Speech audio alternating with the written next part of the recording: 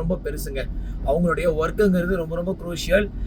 பல்வேறு சூழ்நிலைகளில் எதிர்பாராத விபத்துகள்ல சிக்கக்கூடிய மனிதர்களை காப்பாற்றக்கூடிய ஒரு மிகப்பெரிய வேலையில அவங்க ஈடுபடுறாங்க.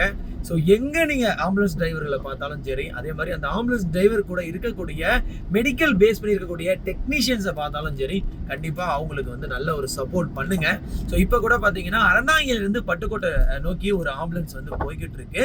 ஸோ ஆம்புலன்ஸ் ஆப்போசிட்ல வரும்போதும் சரி, நம்மள ஓவர்டேக் பண்ணும்போதும் சரி, அந்த ஆம்புலன்ஸ்க்கு ஃபுல் சப்போர்ட் நீங்க வந்து பண்ணுங்க.